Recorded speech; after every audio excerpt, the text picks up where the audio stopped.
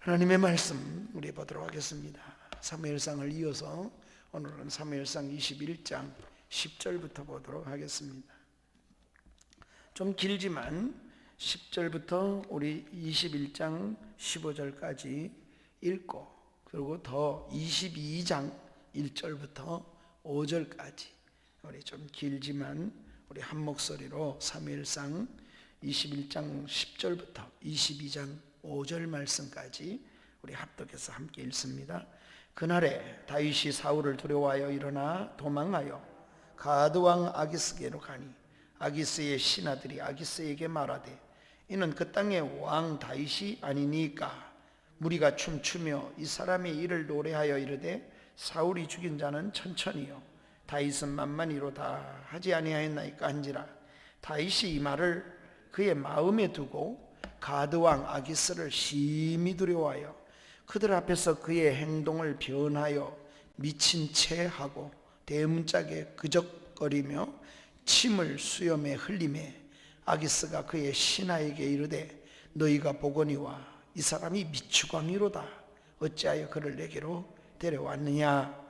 내가 미치광이가 부족하여서 너희가 이 자를 데려다가 내 앞에서 미친 짓을 하게 하느냐.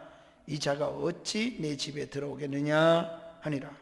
그러므로 다윗이 그곳을 떠나 아둘람 굴로 도망하여 그의 형제와 아버지의 온 집이 듣고 그리로 내려가서 그에게 이르렀고, 환난당한 모든 자와 빚진 자와 마음이 원통한 자가 다 그에게로 모였고 그는 그들의 우두머리가 되었는데 그와 함께한 자가 400명 가량이었더라. 다윗이 거기서 미스베로 내려가서 모압 왕에게 이르되 하나님이 나를 위하여 어떻게 하실지를 내가 알기까지 나의 부모가 나와서 당신들과 함께 있게 하기를 청하나이다 하고 부모를 인도하여 모압 왕 앞에 나아갔더니 그들은 다윗이 요새에 있는 동안에 모압 왕과 함께 있었더라. 선지자 갓이 다윗에게 이르되 너는 이 요새에 있지 말고 떠나 유다 땅으로 들어가라. 다윗이 떠나 헤레스풀에 이르니라. 아멘. 아멘. 우리는 지난주에 제사장에게로 나아갔던 다윗을 함께 생각해 보았습니다. 다윗의 위기에 처했을 때 거짓말을 그저 제사장에게도 쏟아놓기도 했습니다. 그의 연약성이 그와 같이 신앙의 모든 것을 정말 그렇게 해서는 안 되겠지만 그런 상황으로 내려갔습니다. 우리 인간은 다 연약한 존재입니다. 그렇기 때문에 우리가 믿음이 좋다 그럴 때도, 믿음이 강하다 그럴 때도 너무 내세우거나 또는 너무 과신하지 말아야 하겠습니다. 인간의 믿음이라고 하는 것은 하나님의 은혜 속에서 우리가 지켜질 때 그런 것이지, 언제든지 타락할 수 있고 변질될 수 있고 연약해질 수 있다는 것을 항상 우리가 조심스럽게 나 자신에게도 적용시키고, 다른 사람이 넘어졌을 때에는 저 사람도 연약성이 있었구나 생각하고 용서하고 용납하고 가려고 힘을 온전히 써야 하겠습니다. 여러분, 제사장에게 나아갔던 다윗이 이런 신앙의 위기 속에서 구한 것이 무엇이었습니까? 그가 여러 날 먹지 못했고 힘들어했습니다. 그래서 제사장에게 요구한 것이 먹을 빵을 요구했습니다. 그리고 그에게 무기가 있으면 좀 달라 그랬더니 골리앗의 무기인 칼을, 골리앗이 가졌던 그 칼을 주었습니다. 곧 빵과 칼을 손에 다윗이 쥘 수가 있게 되었습니다. 빵과 칼을 쥔 그는 그것으로 문제가 해결되지 않는다는 것을 잘 깨달았던 것 같습니다. 그래서 더 그 문제 앞에 설까봐 두려워서 어디로 피신하는가? 바로 그의 원수 같은 나라 사울이 그렇게 참으로 자기를 힘들게 하니까 소위 말하면 원수의 나라로, 우리 같으면 저 북한으로 피신 가버린 겁니다. 남한에서 잡아 죽이려고 그러니 북한으로 피신 간 것처럼 이렇게 블레셋 땅으로 갔습니다. 거기서 그는 칼과 창을 아무 쓸모없음을 경험해야 했습니다. 빵도 아무 쓸모가 없다는 것을 경험해야 했습니다. 하나님만이 지키심을 그는 경험하는 계기가 됩니다. 빵과 칼은 그에게 있었으나 하나도 유익되지 못했습니다. 그래서 그는 더 큰 문제를 앞에 서게 되었습니다. 왜? 그의 마음속에 창도 있었고 그의 칼도 창도 그리고 빵도 있었는데도 불구하고 그가 더 큰 어려움은 무엇이었을까요? 그의 심령입니다. 마음입니다. 그의 신앙 속에는 우리는 영과 육으로 구성되어 있는 인간인데 영적으로 그의 마음이 한없이 나락에 떨어져 있었어요. 그것이 무엇입니까? 오늘 본문은 그런 다윗의 상황, 다윗의 상태를 잘 보여줍니다. 그 첫째가 다윗이 두려움 속에 쌓여 있었다고 이야기합니다. 두려움 속에 갇혀있던, 휩싸여 있는 다윗을 좀 생각해 보십시다. 본문이 보여주는 가장 중요한 메시지가 무엇입니까? 다윗이 정말 진정한 문제가 무엇인가? 다윗은 빵도 문제가 아니고 칼이 없어서 문제가 아닙니다. 다윗의 문제는 그의 마음, 심령의 문제였던 겁니다. 그 심령에 어떤 상태에 놓였는가? 그 심령이 두려웠습니다. 사울왕도 두렵고 죽을까 봐도 두렵고 이제 자기 주변에 사람들이 아무도 없다고 생각하고 그 두려움이 그를 엄습한 것입니다. 여러분, 사울왕이 죽이려는 게 한두 번이 아니었잖아요. 있을 때에도 여전히 그렇게 살았지만 다윗은 이제는 그런 상황이 못 되었습니다. 진정한 문제는 그의 심령 속의 두려움입니다. 과거에는 골리앗을 보고도 어떻게 섰던 다윗입니까? 이스라엘 백성이 두려워하고 사울왕도 두려워해서 골리앗 앞에 나갈 꿈도 꾸지 못하고 골리앗 왕 앞에 쥐죽은 듯이 숨어 지내던 그 두려워하던 이스라엘 전체를 향해서 이스라엘 군대 앞에서 그가 용기 있게 골리앗 앞에 나가면서 한 말이 무엇입니까? 너는 칼과 창으로 내게 나오지만 나는 만군의 여호와의 이름으로 너에게 나아간다. 얼마나 담대합니까? 다윗의 마음속에 두려움이 있습니까? 두려움을 찾아볼 수가 없습니다. 그러던 그 용기가 어디로 사라졌는지, 그런 담대함이 어디에 있는지 다윗은 지금 한없이 가련하게 보여지는 심령이 되었습니다. 그래서 그가 감당하기 어려운 이 두려움, 그가 어찌할 수 없는 마음속에 생겨지는 이 두려움이 그의 마음을 전부 감싸고 있었어요. 1절입니다. 우리가 읽은 10절입니다. 10절을 같이 읽어보겠습니다. 시작. 그날에 다윗이 사울을 두려워하여 일어나 도망하여 가드왕 아기스게로 가니. 이 두려워하는 마음, 사울이 전에도 죽이려고 그랬지만 두려워하지 않았습니다. 그런데 이게 두려움이 크게 엄습했습니다. 다윗은 상황보다도 자기가 맡고 있는 그런 환경보다도 심각한 문제는 다윗의 마음에 자리한 두려움이었습니다. 그리고 이 두려움은 그로 인하여 매달려서는 안 될 것에 매달리게 합니다. 그가 취해서는 안 될 것을 취하게 만들어 놓았습니다. 매달려서는 안 되는 하나님께 매달려야 될 텐데 떡에 매달렸고 창에 매달릴 수밖에 없는 사람으로 그렇게 섰던 것입니다. 그뿐만이 아닙니다. 그는 가드왕, 블레셋의 가드왕 아기스에게로 도망하여 피했습니다. 가드가 어디입니까? 여러분, 이 가드가 참 독특하지만 이 가드가 바로 다윗이 넘어뜨린 골리앗의 고향 아닙니까? 그러니까 블레셋 왕 앞에서 왕의 특명을 받고 나왔던 블레셋의 대장수가 바로 가드 사람입니다. 그 블레셋의 장수 골리앗이 있던 그 고향으로 피신을 간 겁니다. 그런데 바로 이곳이 다윗이 도망한 곳이 됩니다. 골리앗이 쓰다가 망한 그 칼을 들고 말입니다, 그 가드 땅으로 피신을 간 겁니다. 얼마나 두려웠으면 그랬을까요? 골리앗의 고향인 가드로 도망하여 가고 있는 다윗이 얼마나 두려웠으면 그랬을까요? 지난주에 살핀 것대로 빵과 칼이 상징하는 경제력과 군사력과 그것마저도 부족해서 이제 정치적인 카드까지 다 쓰고자 했던 겁니다. 그래서 카드를 택했을 거라고 생각해요. 다윗이 카드를 선택한 것은 이스라엘과 가드의 어떤 정치적인 역학관계를 생각했었을 겁니다. 그래서 피신을 하는데도 가드로 그가 피신을 한 것입니다.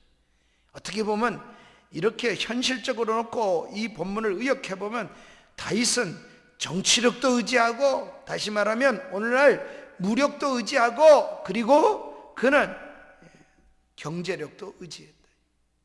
이 세 가지가 있어야 살 수 있어, 이런 생각이 그를 사로잡았어요. 어제까지만 해도 말씀 중심이라고 생각하던 어떤 사람이, 사역자가 또는 어떤 성도가 오늘은 경제력하고 어떤 정치력하고 어떤 참으로 군사력 앞에 마음의 무릎을 꿇고 거기에 매달리는 겁니다. 오늘날도 그렇습니다. 목회를 하면서도 맨 정치 얘기만 하는 목사님이 있습니다. 정치력에 빠졌어요. 그래서 교인들도 다 그렇게 맹붕처럼 얘기를 합니다. 카톡에 보면 동창들도 이래 빠진 분들이 많아요, 보면. 그래서 계속 무슨 정치 운동하는 얘기만 올려놓습니다. 한국교회가 또 다른 위기에 칼을 잡고 경제력에 그리고 정치력에 의존하는 겁니다. 하나님 그분을 바라보고 그분 앞에 엎드리고 그분을 붙잡아야 하는데 하나님은 멀리 계시고 보이지 않으니까 그 두려움이 다윗을 그렇게 만들어버린 겁니다. 그래서 이런 다윗의 모습을 우리가 보면서 혹시 우리들이 그런 형편에 지금 처해 있는 것은 아닌지, 여러분 의지할 대상이 아닌데 그것을 붙들고 있지는 않습니까? 정치가 무엇을 해줄 거라고, 대통령이 바뀌면 그걸 해줄 거라고 생각합니까? 물론 대통령은 하나님이 세운다, 우린 여전히 위에서 기도해야 합니다. 그러나 여전히 어느 대통령이 하는 것이 아닙니다. 하나님이 하기를 우리는 바라는 겁니다. 하나님이 역사하시고 그분을 의지하는 것입니다. 사람은 어떻게 변질될지 아무도 알 수 없기 때문입니다. 그러나 거기서 어떻습니까? 이 세 가지를 어쩌면 다 만났는데 다윗이 해결이 됩니까? 아닙니다. 더 큰 위기를 만났습니다. 11절입니다. 11절에 보면 이렇게 성경에 기록되어 있습니다. 다윗이 더 큰 위기를 만났는데 더 두려움을 경험하면서 11절, 12절을 우리가 보면은 이렇게 다윗이 12절에 고백을 쏟아놓았잖아요. 그게 뭡니까? 이 말을, 다윗이 이 말을, 누굽니까? 거기에 가드 사람들이 다윗을 알아봤어요. 그리고 사울보다 더 두려운 존재입니다. 사울은 천천히고 다윗은 만만이라고 노래한 것이 생각난다고 신하들이 얘기를 한 겁니다. 그랬더니 다윗이 이 말을 듣고 두 번째로 그 말을 들을 뿐 아니라 마음에 두고, 그리고 어떻게 됐습니까? 아기스 왕을 어떻게 해요? 다윗이 두려운 데다가 더 두려워졌어요. 심히 두려웠다. 성경은 이런 부분을, 다윗의 마음을 지금 그려주고 있습니다. 두려워서 도망하고 피하고, 두려워서 빵을 잡고, 두려워서 칼을 잡고 창을 잡고, 두려워서 정치력으로 해결하려고 그랬는데 심히 두려워하는 자리에 떨어졌습니다. 그는 더 두려웠어요. 그래서 하나님의 사람인 다윗이 어떻게 하고 살아납니까? 미친 사람처럼 거품을 품고 미친 사람처럼 행동을 했어요. 아마 눈을, 제가 생각할 때는 아마 쇼를 했겠지요. 그래서 미친 사람처럼, 아기스가 보니까 미쳐서 아니 우리나라에도 내 주변에도 미친 사람이 많은데 이 사람까지 미친 사람을 데려와서 내게 함께 하라 그러냐? 이렇게 얘기를 하잖아요. 신하들이 다윗을 아기스 왕에게 정치적으로 데려가서 미친 사람으로 더해야겠어요. 그래서 나와 함께 하라고 이런 사람을 데려왔느냐? 오히려 그렇게 했습니다. 가난한 것은, 여러분 힘든 것은 사실이지만 가난이 부끄러운 것은 아닙니다. 우리는 힘들 때, 너무 힘들면 가난마저도 부끄럽게 여기죠. 양심을 쓰지 않고 그렇게 사는 것이 부끄러운 것이지 가난이 부끄러운 것은 아니잖아요. 세상에서 높은 자리에 올라가면 그러면 모든 것을 다 갖추었습니까? 아닙니다. 마찬가지입니다. 역시 그것으로 인해서 오히려 비굴해지고 양심을 쓰지 못한다면 자리에 올라갔든 더 가난해졌든 그것은 하등의 문제가 되지 않습니다. 문제는 여기 있습니다. 내려갔을 때에도 믿음으로 당당하고 올라갔을 때에도 그 권세 때문에 권세를 쓰는 게 아니고 겸손히 하나님 아버지 앞에 서는 것입니다. 어디서 일어나는 일일까요? 다 그 마음 속에서 되어지는 일입니다. 우린 거꾸로 살아요. 가난해지면 너무 비굴해지고, 좀 있는 사람 앞에서 비벼대기를 어떻게 비벼대는지, 높은 자리에 올라가면 거드름을 피우고 겸손을 갖지 않습니다. 어느 것도 옳지 않습니다. 하나님을 의지하지 못하니까, 하나님을 바라보지 못하니까, 하나님이 그 마음에 거하지 못하니까 마음이, 두려움이 그를 사로잡아서 이렇게 비굴해지기도 하고 교만하기도 만들어지는 거예요. 둘 다 같은 거예요. 내려갔을 때 비굴해지는 것도, 높은 자리 갔을 때 겸손하지 못한 것도 동일한 원리 때문에 그런 것입니다. 마음에 하나님이 계시지 않기 때문에 그런 것입니다. 다윗은 이 어려운 환경과 여건을 통해서 하나님을 깊이 배웁니다. 그리고 하나님을, 그는 고백을 쏟아놓는 그런 일이 생기게 되었습니다. 그것이 무엇입니까? 그가 후일에 아기스 앞에서 어떻게 이렇게 부끄러운 일을 당한 후에 시편 34편이 바로 이 사건을 그가 시편에 글로 쓴 것입니다. 시로 쓴 것이죠.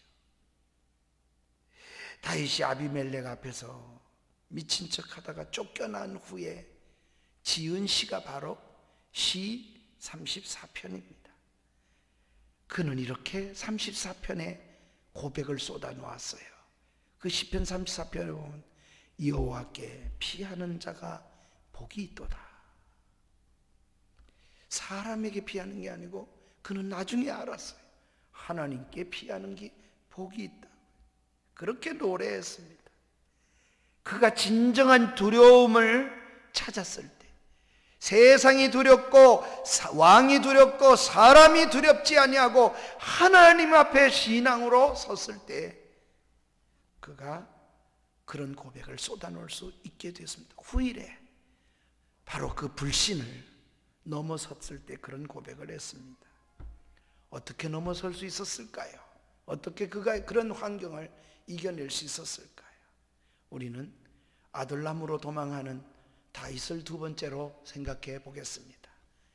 이 아둘람 굴로 도망한 다윗, 아둘람 굴이 다윗에게 있어서 아주, 우리는 이 그냥 한 몇 소절을 읽고 있지만 시편과 연하여 이 아둘람 굴을 생각해 보면 다윗이 아둘람 굴에서 너무 놀라운 은혜를 입고 있었음을 우리는 알 수가 있습니다. 가드를 빠져나온 다윗은 22장에서 어디로 도망했느냐? 아둘람으로 도망했습니다. 아둘람에서 뭘 만났냐? 굴을 만났죠. 1절에 22장 1절입니다. 그러므로 다윗이 그것을 떠나 아둘람 굴로 도망하며 그 형제 아버지와 온 집안이 듣고 그리로 내려가서 그에게 이르렀다. 아둘람 굴로 갔습니다. 이 아둘람 굴은 베들레헴에서 아주 멀지 않은 곳이었습니다. 이 굴에는 참으로 의지할 사람이 없습니다. 다윗이 이 굴 속에서 뭐 했을까? 하나님만 전적 구하는, 제가 여기 기도했다 이런 말이 표현이 없어요. 그러나 다윗은 이 굴 속에서 오로지 하나님밖에 없습니다. 그걸 철저하게 깨지는 시간입니다.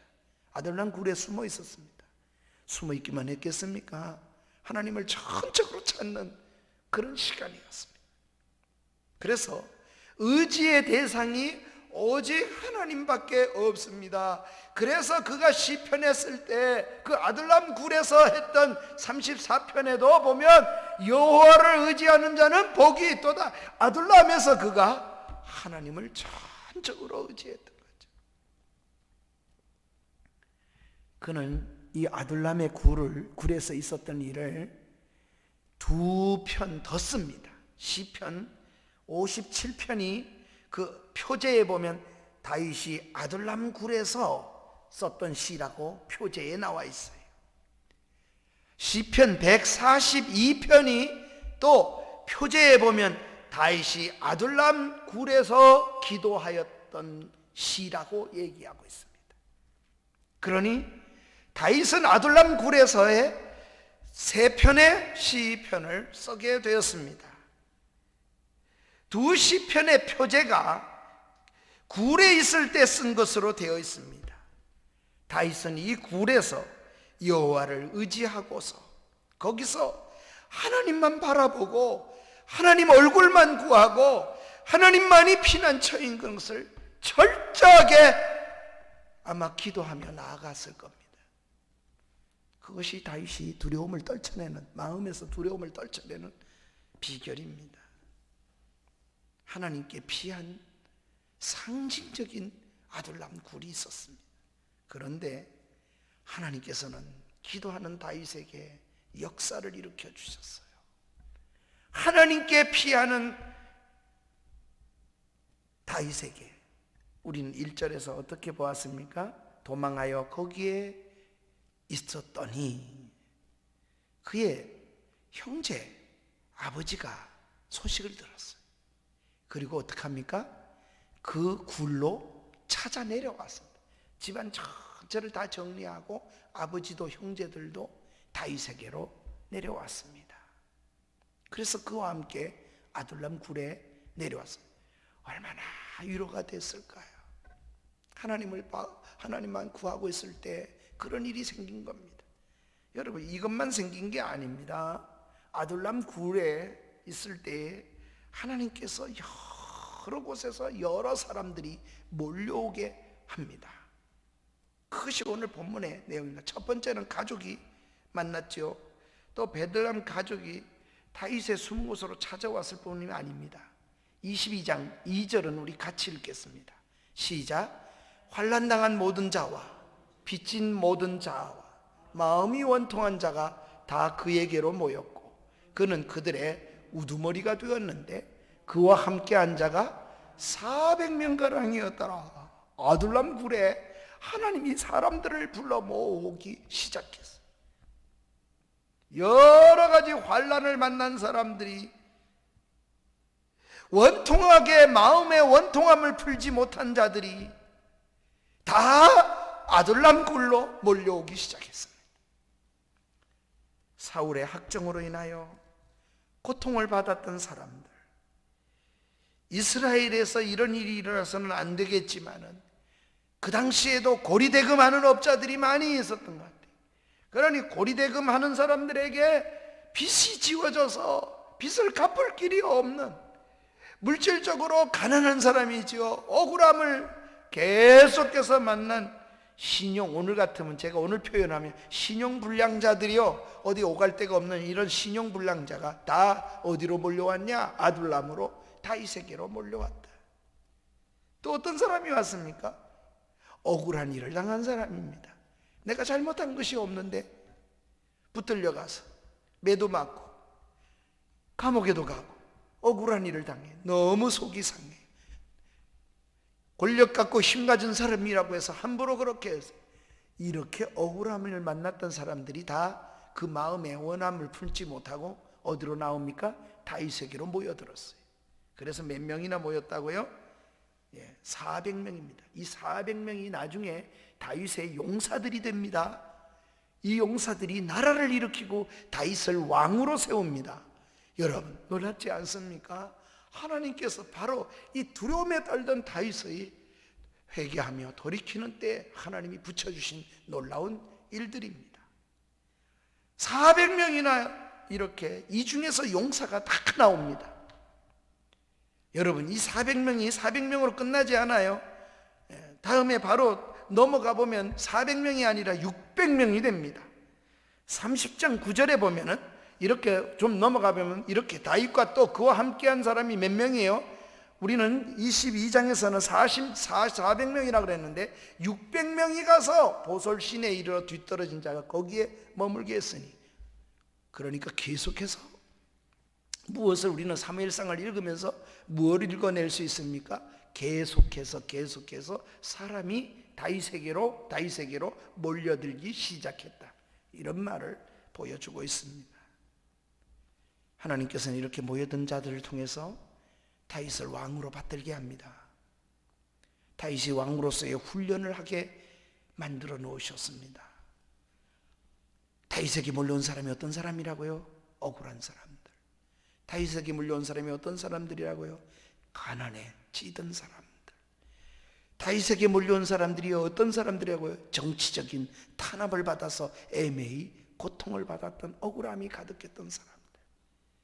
다윗이 그 사람들과 만나서 그 사람들과 함께 지내며 그들이 용장이 됩니다. 다윗이 무엇을 배웠을까요? 억울하게 해서는 안 되는구나. 가난한 사람에게 손을 펴고 그들을 도와야 되는 거구나. 애매하게 참으로 억울한 일을 당하게 해서는 안 되는구나. 다윗은 후일의 왕이 되었을 때에 이 아둘람의 굴이 얼마나 다윗이 위대한 왕이 되는 일에 하나님의 훈련의 장이 되는지를 우리는 알아야 합니다. 성경을 설만히 읽으면요 하나도 안 보여요. 그러나 성경을 삶으로 읽으면은 하나님께서 세심하게 만져주시고 인도하시는 걸 볼 수가 있어요. 다윗이 그냥 살아간 게 아니에요. 다윗도 하나님의 만져주심을 통해서, 그 생활을 통해서, 그 삶을 통해서 하나님이 고치기도 하시고 넘어지기도 하고 쓰러지기도 하지만 그로 하여금 새로운 사람으로 그렇게 바꾸어 가시는 거죠. 우리 모두도 내가 만난 모든 환경과 내가 만나는 모든 사람들을 통하여 선한 쪽으로 변화를 점점 받아가는 은혜가 있기를 축복합니다. 이게 하나님의 축복이에요. 마지막 갈 때까지 그렇게 변화를 입어갈 수 있다면 얼마나 축복입니까? 그리고 마지막 죽음 앞에 서서 돌아온 일을 뒤돌아볼 때 내가 한 게 아니구나, 붙여준 게 다 하나님이구나, 하나님 감사합니다, 정말 내 인생은 하나님의 은혜였습니다, 이러고 갈 수 있다면 최고로 행복한 자가 아닐까요? 다윗이 성군이 됩니다. 그런데 이 환경이 다윗을 그렇게 만들어 갔을 거라고 저는 확신합니다. 하나님이 그렇게 하나님만 의지할 때 사람들을 붙여주기 시작했습니다. 아울러 이것을 통해서 하나님은 다윗을 위로하고 계셨던 겁니다. 나만 이렇게 힘든 거 아니구나. 주변을 눈을 열어보니까 가난하게 먹는 문제 하나 못 해결해서 힘든 사람이 너무 많구나. 나만 이런 어려움을 겪는 줄 알았더니 주변에 이런 사람이 한두 명이 아니라는 거예요. 여러분, 이런 것이 다윗에게 얼마나 위로를 얻도록 만들어 주었을까요? 다윗을 하나님이 사람을 통해서 위로를 받도록 하게 하시는 겁니다. 하나님께서 다윗에게 이렇게 억울한 자, 지친 자, 그들을 불러 모아서 다윗에게 혼자가 아니라는 사실을 경험시켜 주시는 겁니다. 여러분, 이 말씀을 생각하며 떠오르는 거 있지 않습니까? 열왕기상 19장이 안 떠오릅니까? 엘리야가 도망가며 낙심되고 좌절할 때 하나님 앞에 계속해서 믿음에서 그렇게 두려움이 그 엄습했을 선지자 엘리야, 다윗처럼 두려움이 엄습했던 그 엘리야, 하나님이 뭐라 그래요? 다윗, 이 엘리야도 그러잖아요. 내가 열심히 특심해서 하나님께 이렇게 했더니 누구만 남았어요? 나만 남았거늘. 하나님 섬기는 자 나뿐입니다. 이렇게 계속 나만 남았다 그러잖아요. 그때 하나님 뭐라 그럽니까? 엘리야에게 신앙의 절개를 지키는 사람이 몇 명이나 남았다고요? 아합 왕, 그렇게 악한 왕이 있는데도 7,000명이나 남겨놓았다 그래서. 저 북한 땅엔 없을 것 같습니까? 믿는 사람이 있습니다. 거기도 하나님의 사람들이 저는 있다고 믿습니다. 엘리야는 나만 남았습니다. 나만 남았습니다. 그러는데 아니야. 무릎 꿇지 않고 신앙의 절개를 지키는 사람이 7,000명이나 있어. 그런데 너무 두려움에 사로잡힌 엘리야는 그 소리가 하나도 안 들려요. 계속해서 그 소리만 되뇌입니다. 어디까지? 호렙산에 들어가서 굴 속에서 하나님을 만날 때까지. 바람처럼 지나가는 하나님, 소리가 들리는 그 하나님, 그리고 세미한 음성이 들리는 이 세 가지 사건을 통해서 엘리야가 하나님 앞에 거꾸러지고 엎드리는 그때 비로소 세미한 하나님의 음성이 들려질 때 그는 그 두려움을 떨쳐낼 수가 있습니다. 사랑하는 여러분, 아둘람에서 그 굴에서 다윗은 큰 위로를 받게 된 것입니다. 나와 같이 고통을 겪는 사람들이 있었고 나보다도 더 힘든 사람들이 있다는 것을 아는 것은 위로입니다. 나만 남았다 그러면 두려움에 있었지만 그렇지 않다는 것이 얼마나 큰 위로가 됐을까요? 다윗은 거기서 회복을 경험했습니다. 그 증거가 오늘 본문에도 이렇게 두 가지 행위로 나타납니다. 그 첫 번째가 무엇입니까? 두 가지 중에 먼저 부모를 피신시키는 다윗의 모습을 볼 수 있습니다. 다윗은 여기서 자신의 부모를 어디로 피신시킵니까? 모압으로 그 부모를, 형제들을 데리고 찾아가서 모압 왕에게 맡기게 되었습니다. 사울의 위협을 받고 있기 때문에 그리로 보냈습니다. 사랑하는 여러분, 부모를 향하여, 형제를 향한 우리들이 해야 할 도리 말입니다. 그것은요, 아무리 바빠도요, 아무리 분주해도요, 부모에 대한 것, 그것이, 그 책임이 면제되는 것은 아닙니다. 그렇게 살려고 힘을 써야 돼. 저는 이 본문을 읽다가 그래, 그렇게 해야 되는 거야. 제가 개척하고 20만 원을 사례를 받았는데 어머니한테 제가 2,000원, 4,000원을 보내드렸어요. 물론 그 어지가 그때는 100원을 줄 때인데 어머니가 2,000원을 보내드렸더니 어머니가 전화를 했어요. 얘야, 이게 뭐냐? 보내온 게 2,000원이 온 건 2만 원도 아니고 2,000원을 보내왔으니까 그래. 그래서 제가 그랬죠. 어머니, 제가 사례를 11조를 떼고 그리고 애들 몫으로 또 조금 적립하고, 제가 결혼식 때 우리 아들이 운 것이 그냥 운 것이 아닙니다. 제가 쓴 거 아들 몫으로 불입한 걸 하나도 건들지 않았어요. 제가 심지어는 러시아에 보낼 때 아들이 그걸 알았거든요. 러시아에 선교헌금을 1,000만 원을 보낼 때 내가 은행에 가서 융자를 받았어요. 아들 돈이 있었어요. 그걸 깨트려 가지고 그냥 보내고, 그러면 이후에 이자금을 안 물고, 이자를 안 물고, 그렇게 나중에 불입할 때 그 불입했던 거 우선 꺼내 쓰고 그 다음에 이자를까지 쳐서 넣으면 되지 않을까, 이래 생각을 했는데 제가 이 본문 때문에 그래, 하지 말아야 되겠다. 그래서 이자를 꼬박 다 물면서 아들 돈을 깨트려서 그걸 먼저 쓰지 않았어요. 그건 아들의 몫이니까 내 것이 아니다. 그렇게 살았어요. 그랬더니 아들이 그 결혼식 때 눈물을 흘린 것은 바로 그 점입니다. 아버지의 마음을 읽어냈던 것은 그런 거죠. 어떻게 살아온 거라는 거죠. 힘들고 어려울 때 우리는 어떻게 서야 될까요? 그리고 한 번도 쉬지 않았어요. 어머니 돌아가시고 나서 어머니가 저축해 놓은 돈이 2천만 원이 저축이 돼 있어 장례를 치르는데 어머니 돈 가지고도 치러낼 수 있을 만큼 이후는 용돈을 보내드릴 수 있게 된 것도 감사한 일이었어요. 사랑하는 여러분, 바쁘고 분주해도 이 책임이 면제되지 않습니다. 모압은 다윗의 증조모인 룻의 고향이 아닙니까? 그래서 모압으로 피신시킨 것으로 보여집니다. 여기서 또 한 번 우리가 신중한 다윗을 보게 됩니다.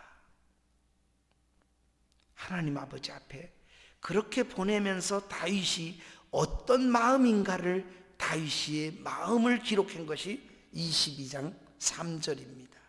여러분 3절을 우리 같이 한번 읽어볼까요? 다윗이 거기서 모압 미스바로 가서 모압 왕에게 이르되 하나님이 나를 위하여 어떻게 하실지를 내가 알기까지. 부모를 그냥 갖다 맡겨놓은 게 아니요, 다윗의 마음이 여기 있습니다. 하나님이 나를 향하여 어떤 계획을 갖고 계신지, 하나님이 나를 어떻게 인도하시려는지, 하나님이 나에게 하나님의 뜻이 어떻게 나타날 것인지는 자기는 몰라요 아직. 그렇지만은 하나님의 뜻을 지금 바라보면서 조심스럽게 부모 형제를 여기다가 맡긴다고 그렇게 표현을 하는 겁니다. 그러니 다윗이 얼마나 신중하게 우리가 이렇게 피하면서 이런 일을 하는 걸 보십시다. 피하면서도 그는 부모를 자기보다도 더 형제를 생각한 사람이었습니다. 이게 하나님을 따라가는 사람이 가질 수 있는 마음이에요. 하나님의 뜻을 살피는 이런 태도는 아기스에서 교훈을 얻은 것으로 보입니다. 미친 체함에 살아난 다윗이 그것마저도 교훈이 됐던 거죠. 이것이 첫째, 부모를 이 아굴라 굴에서 계속 데리고 있지 아니하고 피신시키는 일을 합니다. 하나님을 만난 다윗의 걸음입니다. 두 번째로 그는 다시 유대 땅으로 돌아갑니다. 그 두려움의 대상의 땅으로 돌아가는 겁니다. 5절입니다. 오늘 22장 5절에 보면은 선지자 갓이 다윗에게 이르러, 이제 하나님이 하나님의 선지자를 다윗에게 보냈고 만나게 하십니다. 갓이 이렇게 말합니다. 이 요새 말고 떠나 어디로 가라? 유다 땅으로 가라. 들어가라. 유다 땅에 누가 있습니까? 사울 왕이 있습니다. 거기로 돌아가라는 겁니다. 여러분, 선지자 갓이 인도하면 다시 유다 땅으로 돌아가라는 것입니다. 왜 하나님은 갓 선지자를 통해서 다윗을 다시 유다 땅으로 돌아가게 하셨을까요? 여기에 중요한 원리가 우리가 이 1장에서 읽어왔던 다윗의 그 마음, 그 두려움과 지금 그 두려움 때문에 도망왔던 그 유다 땅을 다시 가게 만드는 하나님의 마음이 있습니다. 무엇입니까? 하나님을 만난 후에 창과 빵이 아니라, 이제 정치력이 아니라, 군사력이 아니라, 경제력이 아니라 하나님을 믿고 너는 어떻게 하라? 두려워하지 말고 가라는 겁니다. 사울이 두려워서 나왔는데 바로 그 사울이 통치하고 있는 그 땅으로 가게 하시는 겁니다. 핍박과 환난이 기다리는 곳으로 보내시는 겁니다.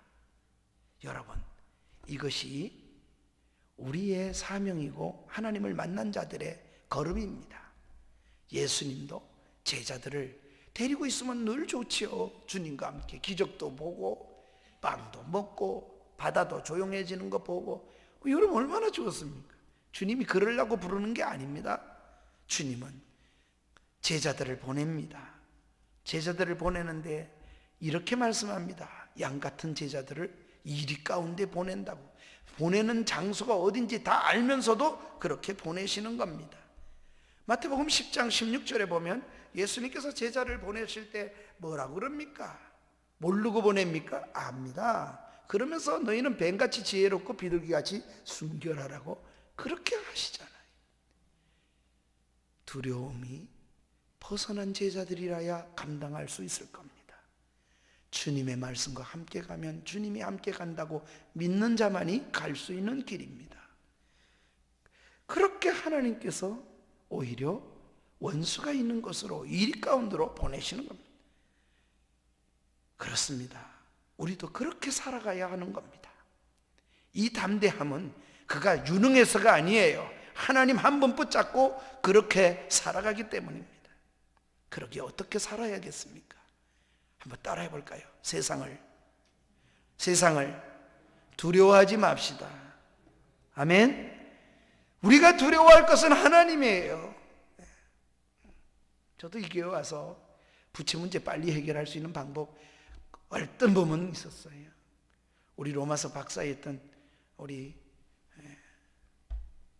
장로님이 일산에 땅을 가지고 있던 것이 그게 준비한 게 팔렸어요. 그게 몇십억이 됐어요.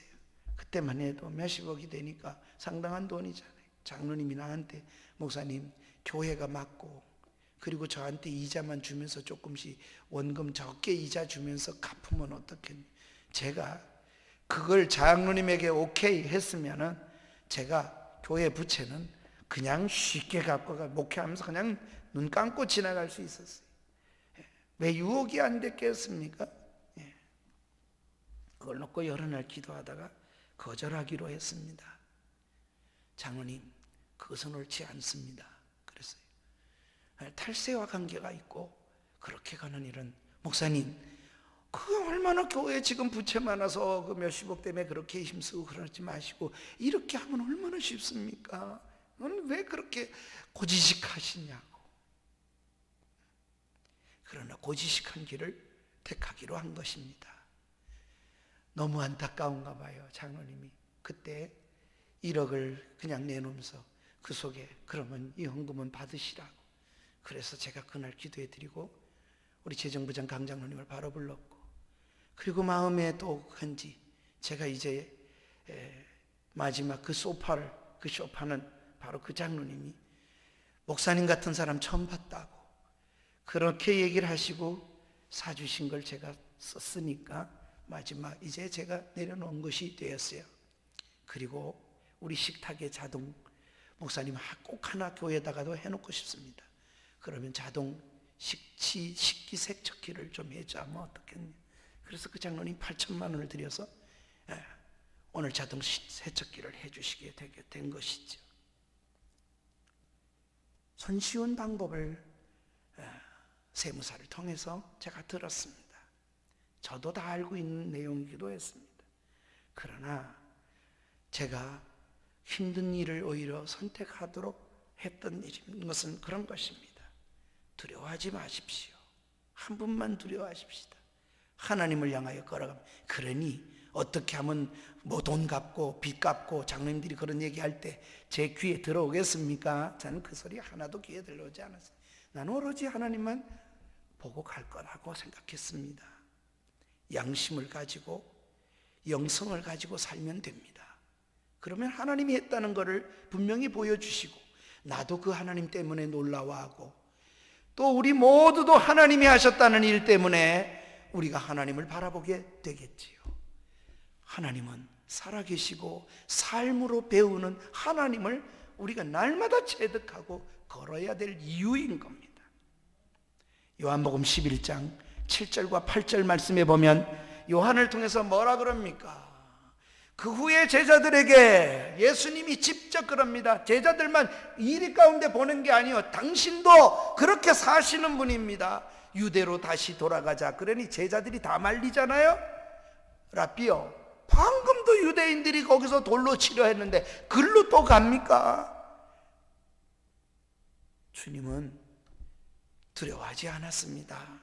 그래서 적극적으로 그들을 오히려 데리고 갔지요. 이게 주님의 복음 사역이고 또 마지막은 십자가로 그렇게 나아가신 것입니다.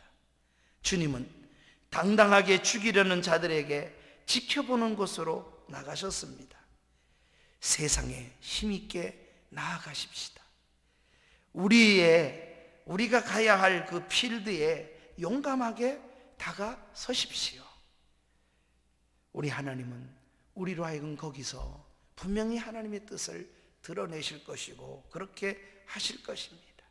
또 하나님이 얼마나 가깝다는 걸, 하나님이 얼마나 세심하게 그리고 하나님의 때에 하나님의 일을 하신다는 걸 보여주시는가를 만나게 하실 것입니다.